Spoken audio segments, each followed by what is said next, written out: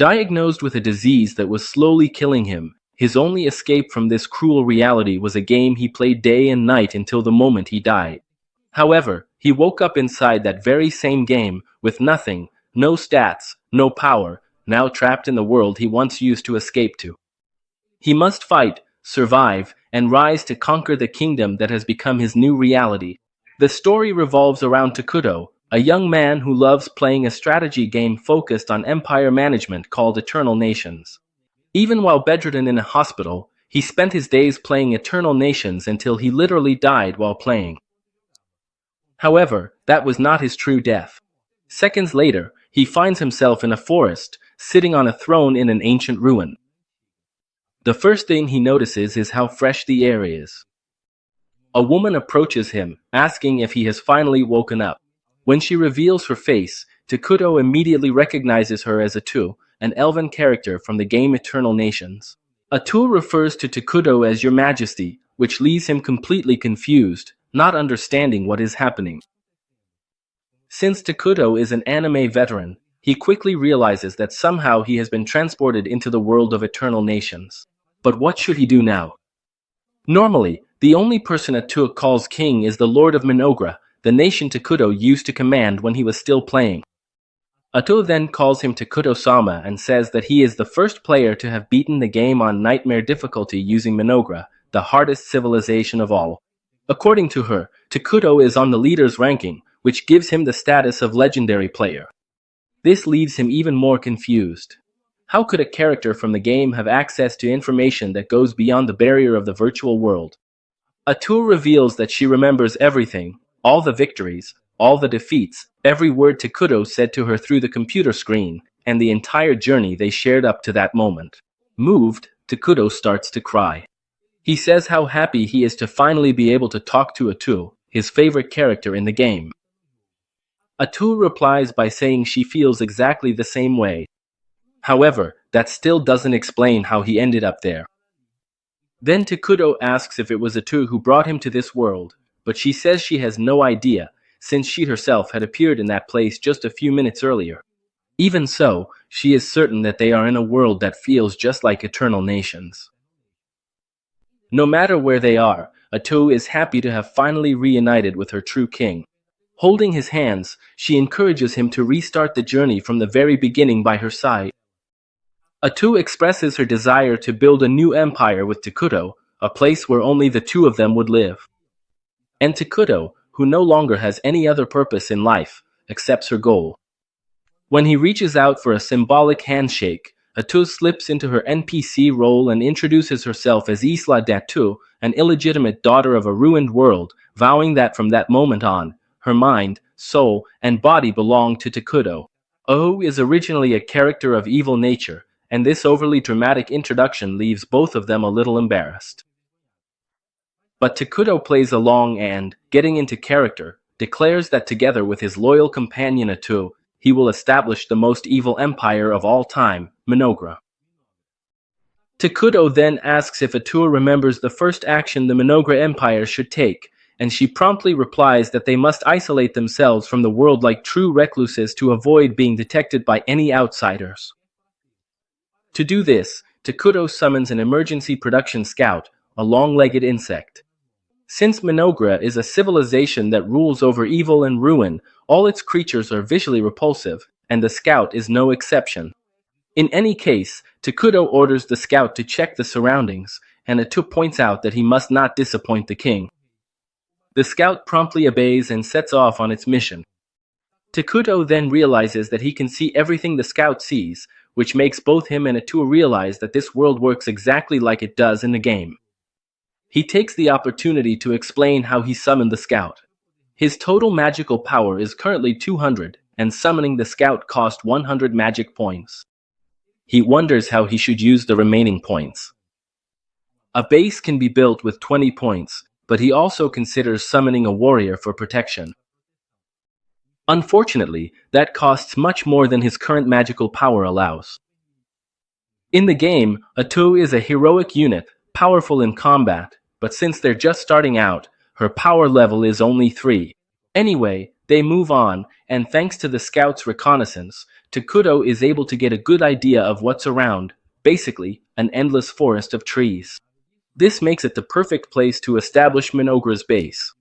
However, Atu finds it strange that there are no wild animals or sources of food nearby. Since it would be too risky to move, Takuto decides to have the scout expand the patrol radius even further. Atu, feeling useless for not being able to contribute, gets upset, but Takuto reassures her, saying that just having her by his side is enough for him. Moved by the compliment, Atu is so touched that she falls in love with him at that very moment. Meanwhile, the scout locates a camp where several dark elves are taking refuge. Takuto finds himself unsure about what to do. If he happens to enter their territory, it could cause a big problem. So, the best decision would be to stay hidden for now. Atu says that if anything goes wrong, the two of them can always run away together. This motivates Takuto once again, and he decides to observe the dark elves from a distance to understand what they're doing there. But suddenly, 3 dark elves appear before them, catching both of them by surprise. Takuto is shocked to realize that the very elves he intended to run from are now face to face with him. Both he and Atu wonder how this encounter will end. But in moments like this, the best thing to do is to stay calm, and that's exactly what they do. Meanwhile, the dark elves have no intention of killing anyone. They were driven out of the city where they lived and, in order to survive, led all their people deep into the forest in search of safety. After a long journey, they managed to find shelter in a cursed land. However, there is no food, which means that all the children with them could die. The captain of the Dark Elves, Guy, wanders through the cursed forest with his soldiers, worried that this whole journey may have been in vain. The land is cursed and it's impossible to find food there. Some soldiers complain that they would have preferred to die in the city rather than end up dying in that inhospitable place. They talk about the rumors they've heard that the forest was cursed by a man and that no kind of life or love could survive there. Guy tries to keep everyone's spirits up. If they lose hope now, there will be no more chances for the children waiting for them. He reminds everyone that those children believe in them and that they can't turn back or return empty-handed. Even so, as he walks, he starts to consider his companion's words. Deep down, he knows they're right. The chances of survival in that place are almost zero. But even with the others terrified and on the verge of giving up, he is the captain. He needs to lead, to push on to victory. As he gets closer, Dai feels the energy of Takuto and Yatu and starts to panic. He's afraid the two will attack them immediately and that he'll lose his people. What he does next will determine the fate of his entire race, so he needs to act diplomatically. When he arrives, he sees Takuto, who looks like a dark spirit, and Yatu, who appears normal. Guy kneels down immediately, followed by his soldiers. He admits that they invaded that territory and that they shouldn't be there. Yatu demands to know why they came, even though they knew the area was forbidden. Guy explains everything, how they were driven out of their city, how they fled in a hurry, the long journey, and the hungry children waiting for them in the forest. He's nervous, especially because Yatu keeps giving him cold stares. He thinks he's about to be executed, but then Takuto asks if he's hungry. Guy doesn't answer right away, but Yatu pressures him to respond to his master. So he says yes. Immediately, Takuto conjures several apples. Guy has never seen an apple in his life and doesn't even know it's food. Takuto explains that it's juicy inside and that he'll like it. Guy hesitates, unsure if it's safe, but when he turns around, he sees his soldiers already eating. Yatu encourages him to eat as well, but he remains hesitant. Then, Takuto conjures pears too. Now, Guy starts to suspect Takuto's intentions. Dark elves have never been a beloved people. They have always faced hostility. So, seeing someone helping them without asking for anything in return feels wrong. He tells Takuto that he'd rather take the food back to the children in the forest. Before he can finish his sentence, Takuto conjures even more fruit. Guy is shocked and deeply grateful. Meanwhile, the children left in the forest are on the brink of death, silently waiting for a miracle. And it arrives. They smell a familiar scent in the air. Guy and his men have returned. And not only have they returned, but they've come back with all the food and hope they needed. Guy tells everyone to get ready for a feast, and they all dive into the food. The starving children eat and begin to recover. One of the elves asks Guy where all the food came from, but he doesn't go into details. He just says that fate smiled on them. But in his mind, he keeps replaying the image of the shadowy figure he encountered earlier. After the meal, everyone sleeps deeply, while Guy stays awake by the fire, keeping watch, lost in thought, until he's interrupted by one of the elders, old Molter. Molter thanks Guy for his efforts, but remarks that the fruit tasted like nothing he had ever experienced before. In his 200 years of life, he had never tasted anything even remotely similar. Guy agrees. He also felt something different when he ate them. When Molter asks where the food came from, Guy reveals that they found a legend in the forest. They wandered among the trees and, by chance, came across this mysterious figure. Molter wonders if it could be the legendary King of the Ruins. According to ancient tales, the King of the Ruins would appear when the world became overpopulated, destroy everything, and plunge the world back into darkness. But no one really knows if this is true, since no living being has ever seen him with their own eyes. Molter then asks if Takuto introduced himself as the King of the Ruins, but Guy replies that Takuto didn't even introduce himself. He spoke only through a maid. Molter insists that the King of the Ruins would never give anything away for free. He then asks what Guy gave in return. Guy replies that it was pure benevolence from Takuto, but Molter doesn't believe it. He says that no being of darkness acts out of generosity. Guy, however, insists on calling Takuto the Great, saying that he only wanted to help. Molter retorts by saying that such a title doesn't suit a creature like the King of the Ruins, but Guy stands his ground. He helped them, and for that he deserves this recognition. Guy then wonders if it would have been better for all of them to die instead of accepting that help. Molter ends up giving in. He admits that Guy is right and says that when the time comes to repay the debt, he himself will handle the negotiations with Takuto, and no one else needs to worry about it. Meanwhile, Yatu is furious with Takuto for wasting mana feeding strangers. She forces him to kneel and demands an explanation. Takuto tries to justify himself, saying he simply felt sorry for them. Yatu is stunned. She reminds him that they don't even know if Mynoghra will be a peaceful or brutal kingdom, or how many battles lie ahead, using that mana was a waste. But, right after, she regains her composure. She is a servant, she shouldn't speak to her king that way. Takuto, in turn, responds sincerely. He can't live in that place without her by his side, Veritying. And then, he reflects that when the Dark Elves were around, he felt distant from them, as if he couldn't connect with anyone. Maybe he's just shy. Atu, surprised, says she hadn't even noticed. She thought he was just acting like a real king, always speaking through his maid. They end up having a light-hearted and playful argument, until Takuto's mascot returns with a report from its reconnaissance. But after all, what exactly is Takuto's mission in that world that looks so much like a giant game board? The next day, Jia gets ready to visit Takuto again, and Elder Mauter asks if he's prepared to face the king. He believes that since they've accepted charity from the Dark King, they must now be prepared to pay whatever price he demands in return. Jia objects, saying that Takuto never mentioned anything like that, but Mauter retorts that this is simply the nature of evil beings. They always demand something in exchange for the favors they grant. Even so, he agrees that, in order to survive, they still need to rely on Takuto, since nowhere else is safe for them. So, the two decide to go to Takuto together, unaware that one of the king's spy insects had been watching them the whole time. Takuto immediately calls the insect back to give him the report. Upon learning that the elves are coming, he just hopes they'll take the rest of the food he prepared the day before and leave without causing any trouble. Takuto gets nervous, explaining that he has trouble communicating, which makes him doubt whether he'll be able to negotiate with the Dark Elves. Atu then offers to do it for him, saying that it will also be a good way to show the elves that her king doesn't even lower himself to talk to people like them. Shortly after, Mauter and Jia arrive and the old elf greets Takuto, thanking him for providing food for his people. He then asks if he can know the name of the one who helped them, and with Takuto's permission, Atu reveals his name and declares him as the King of Ruin. The two Dark Elves are shocked to have their worst fears confirmed. Atu then tells them to take the food and leave quickly, since it won't last long anyway. However, Mauter expresses the desire to repay Takuto's kindness and asks what they could offer in return. Atu coldly replies that they have nothing that could satisfy her king, so they shouldn't even bother trying. She asks if they have anything they even consider valuable, and Mauder hesitates, since they no longer have anything like that.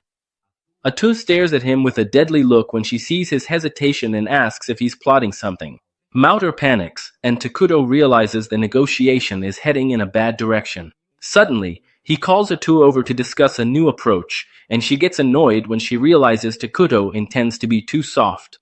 She scolds him, saying that these two losers don't even know how to negotiate and, at this rate, will only become obstacles. Atu then suggests that they kill everyone and put their heads on pillars around the base, but Takuto interrupts her and asks her to stop acting like that. He states that the elves just want to coexist peacefully and want to pay for the help they've received for that reason. Takuto suggests that they ask for something the elves can give, instead of offering food for free, since that will maintain good relations between them. Atu can't refute this logic and then tells the elves that their king has decided to accept their offerings. Seeing the relief on Mauder's face, both Takuto and Atu realize that he was nervous because he thought Takuto might be a typical evil being. Atu scolds him for that, but soon finds herself unsure about what to ask for in exchange for the food. Suddenly, Takuto has an idea and tells Atu to ask the elves about the outside world. Mauder is very pleased to hear this and swears to tell Takuto everything he has seen and heard about the outside world, in detail. Atu then says that, after doing this, he must leave the forest with his tribe immediately, which shocks both Gia and Mauder. They say that they would like to keep living there, under Takuto's mercy, but Atu tells them to stop being greedy if they want to stay alive. Gia tries to argue, but Mauder silences him, saying they need to obey the king's order.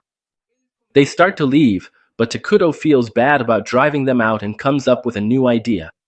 He asks Mauder and Gia to become his citizens. Both of them are shocked to hear this, but none more so than Atu, who asks Takuto what he's doing.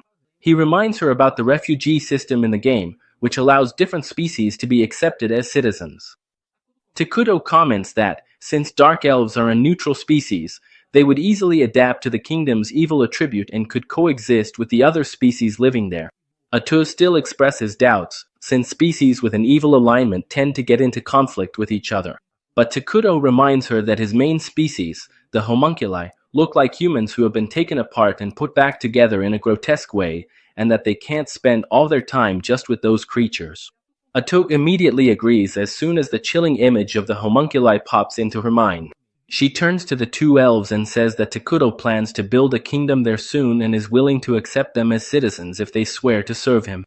Mauder is surprised and asks Atu what will happen if they accept, and she makes it clear that they will become evil beings, but adds that being evil is more fun than it seems. Soon after, Takuto and Atu head toward the Dark Elf settlement, where everyone is ready to receive them. Everyone is afraid of Takuto, and some of the weaker ones even faint just from catching a glimpse of him. He takes his throne with Atu by his side, who announces to the Dark Elves that they will now become citizens of the kingdom. Atu asks Takuto one last time if he is sure about the decision and, upon receiving his permission, the elves are officially accepted into the kingdom. Atu congratulates them, saying that now their survival and safety are guaranteed by their new king. Gia wonders if that's all, since she doesn't feel any different even though she's now considered an evil being. However, he immediately regrets his words when intense hatred overwhelms him and the other elves. They remember the people who hurt and persecuted them, becoming consumed by a burning desire for revenge, while the two ordinary elves accompanying them grow worried by what they see. Seeing everyone suffering, Takuto asks if they're okay, and Gia is moved to realize that, for the first time, someone cares about him and his people. With tears in their eyes, the Dark Elves begin to cheer for Takuto, and even though he tries to keep his composure, he is visibly shaken by the scene. A few days later, Molt gives Takuto a map of the continent, and the king faints when he sees it. Atu asks what happened, and he tells her to look at the map and understand the terrible starting position they've been given. They are located on a continent dominated by two powerful civilizations. The first is the Holy Kingdom of Qualia, a nation of humans who worship the god Arlos, strongly aligned with good. The other is Elnan, an alliance of elementals where elves devoted to nature live, also on the side of good. Atu panics when she realizes that if they are discovered, their kingdom will be easily wiped out. She also faints along with Takuto, but he quickly recovers and says that as long as they aren't discovered, they have time to grow and get stronger. Takuto comments that in the game, his main species, the Unuli, are very dumb and incapable of doing research. But now that he has the Dark Elves, things should get better. Soon after, the Dark Elves visit him again, and this time, Gia brings her assistant, Emily. He says that Emily is a smart nerd who knows a lot about other kingdoms and that she'll be much more useful than he is himself. Atu declares that the king is pleased with their dedication and announces that from now on they will have important roles. She appoints Molt as the one responsible for the kingdom's internal affairs, saying she expects a lot from him, especially since she knows he is skilled in magic. Next, she appoints Gia as the head of Mynoghra's guard and tasks him with building a strong army so they can defend themselves. The task of recruiting soldiers is left entirely up to him, and Gia gets excited, saying he'll kill all their enemies and display their heads as trophies. Takuto, however, is disgusted and says that war is something barbaric. Atu explains to Gia that their king prefers peace, which leaves the elf warrior even more confused. Why would the king of ruin want peace? Molt then teases Gia, standing up and saying that, unlike the other guy who only has muscles, he'll be more useful with his intelligence. Gia takes this as a challenge and tells Takuto that he's young and strong and can work harder without rest. Atu, not realizing they're just competing for the attention of the big evil daddy, thinks they're just two workaholics. She asks Takuto if they should give the two of them a mission, and he suggests ordering them to beautify the land and build some houses. Atu immediately relays this order to Molt, asking him to gather enough wood for the construction without destroying the forest. Molt promptly responds, reminding them that dark elves are originally forest dwellers. Takuto then adds that they should reforest any areas they clear. This confuses the elves, since they've never heard of this concept before. Takuto realizes that their civilization might be more primitive than he thought and asks if they know about military magic or the 6 main elements. Molt replies that he only knows about the 4 elements, and Emily says she's never heard of military magic. Takuto and Atu realize that this world is more backward than they thought, which, actually, is a good thing. If they develop their magical technology quickly, they might surpass the other nations. Atu then explains that reforesting means planting new trees in place of the ones that were cut down. The elves say they already do that, but without using magic to speed up the process. Atu mentions that reforestation uses the 6 main elements to make the trees grow faster and, without any shame, falsely credits this idea to Takuto. She keeps praising the king, saying he was the one who created the unique fruits they ate, and that grapes are her favorite fruit. Emily agrees and says she planted some grape seeds and they're already starting to sprout. This surprises Takuto, who didn't think it was possible to grow anything in that place. However, he realizes that if he was able to create fruits from the earth using magic, maybe he can create other things as well. He tests his theory by creating a coin and realizes he can also produce gunpowder and other scientific elements. That way, he realizes he can accelerate the advancement of his civilization much faster than the other kingdoms. Meanwhile, in the sacred kingdom of Qualia, things were starting to stir as well.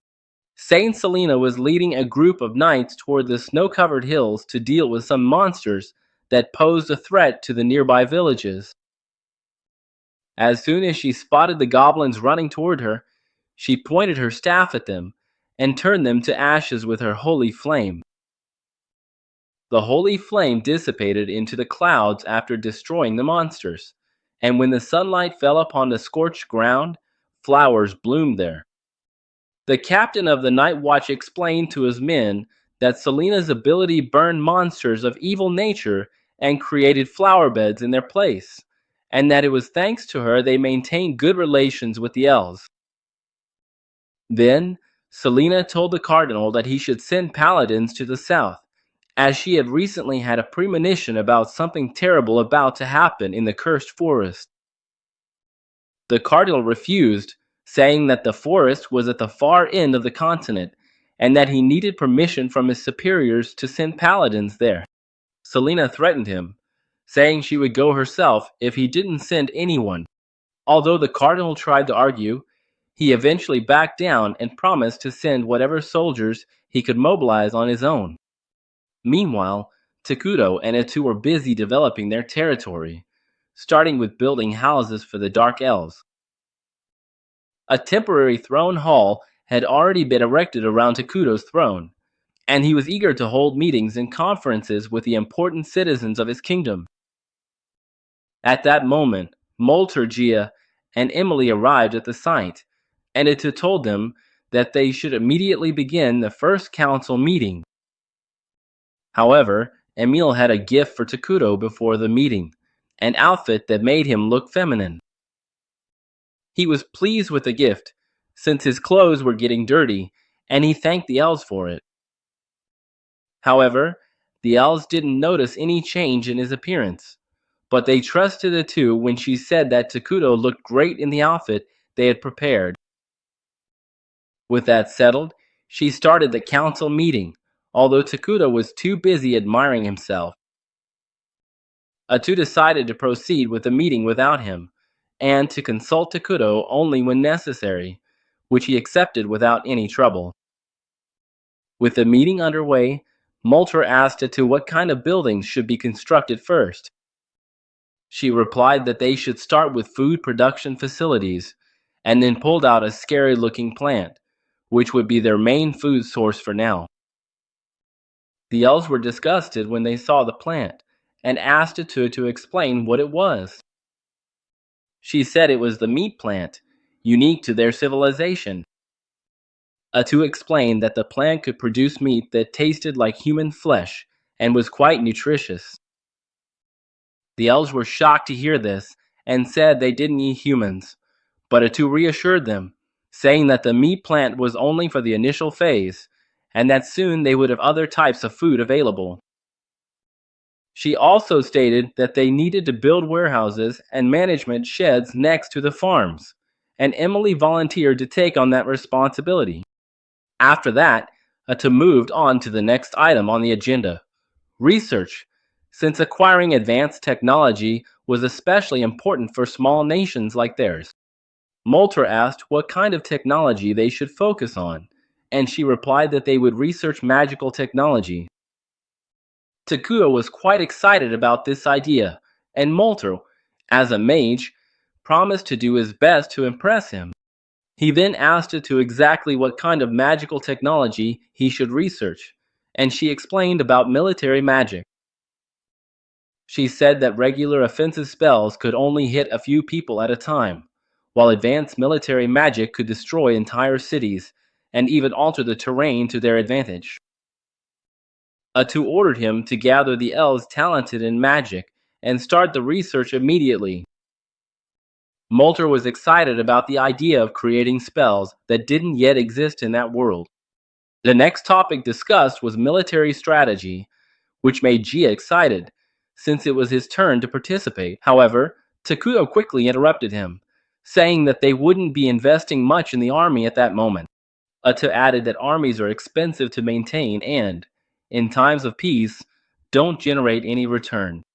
Gia argued that, in their current state, they didn't have enough strength to protect their king and, therefore, should pay more attention to the military sector. Molter also pointed out that both he and Gia had bounties on their heads for being leaders of the Dark Elves, and that their enemies could attack at any moment. Takuto understood their concerns, and decided to create a hero to protect them. Atu agreed, saying that creating a hero was expensive, but there was no need for maintenance, making it ideal for their current needs. The elves didn't know what a hero was, and Atu explained that they were incredibly strong beings who served directly under the king's command. He also said that there were conditions for summoning different heroes, but he was confident they could summon the first one soon, which made Takuto excited. He then reflected on how almost everything in that world depended on mana, and that the kingdom could only collect mana from its people. The happier the people were, the more mana they could generate. And Takuto was determined to turn his kingdom into the happiest place on this planet. Meanwhile, in the Holy Kingdom of Qualia, a young paladin named Lonius was chosen to join the investigation team that would be sent to the Cursed Forest. A veteran paladin named Vertly is also accompanying him, and his favorite pastime is teasing Lonius, who is too serious and strict with the rules. Vertly complains that the investigation team is too small, made up of only 2 paladins and a few mercenaries. He remarks that the church should pay more attention to Selena's prophecy, and Lonius agrees, but knows it's impossible to predict what the superiors are thinking. He is also aware that if they succeed, they will be greatly rewarded, but if they fail, all the blame will probably fall on him. Back in Mynoghra, Takuto inspects the progress of his civilization. He feels nostalgic, since he has seen this early stage thousands of times through a screen, but now he's witnessing everything up close. Emily leads the tour and explains that the Dark Elves are specialists in building houses in the trees. However, the pace is slow for now, because they're focusing their efforts on the Mii trees. The trees are growing well, and the storage and management facilities have already been built. Emily also mentions that they found a freshwater spring nearby and are testing the possibility of extracting water from there. As for magical research, Molted and other mages are dedicating themselves at the newly created research center. Takuto is happy to hear all of this, especially to see that the elves are taking initiative, like searching for new water sources. He feels moved to see that the elves, who once looked exhausted when they arrived, now have happy expressions. When he mentions this to Emily, she starts crying with joy, which scares Takuto to see her break down like that. But she quickly pulls herself together and continues the tour. She takes them to the Mii tree plantation and says that, thanks to the tools produced by Takuto, the first harvest will happen soon. Then she takes them to the water spring they found, but notices that the atmosphere of the place has completely changed. The water has darkened, and Emily looks disappointed, thinking they won't be able to use it anymore. Before Ratu can explain, Molted and Gia also arrive to see the spring and agree with Emily, thinking the water looks unusable.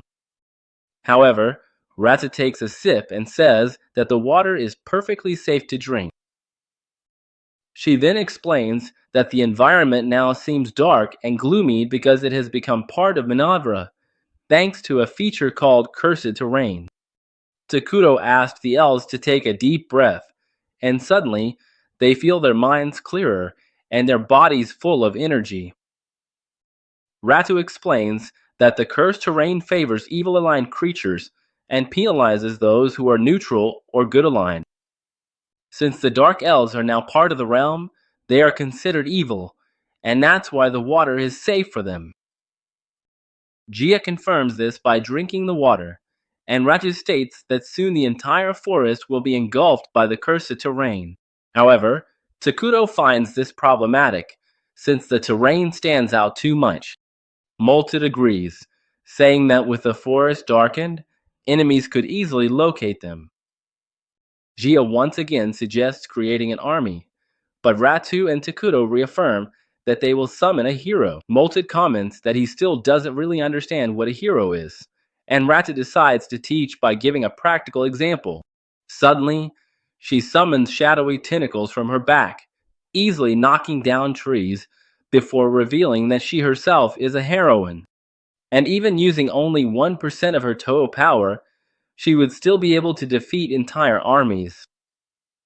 Takuto, excited, boasts in front of the surprised elves, saying that heroes are amazing and keep getting stronger over time, even without doing anything. However, he quickly changes the subject and scolds Ratu for knocking down trees just to show off, asking her to clean up the mess afterwards. The elves, on the other hand, were amazed by the display of power and declare that Takuto must be a great being to have such powerful subordinates. They decide that they should build a grand palace worthy of Takuto, but he says that's not necessary right now. Even so, the elves refuse to let their king live in ordinary houses like they do. Ratu also adds that building a palace would make the people happier, so it would be good to let them do it. Takuto ends up giving in and allows the construction, saying that in the future he wants to have a flying fortress, but for now, an ordinary palace will be enough. And that's where the video ends.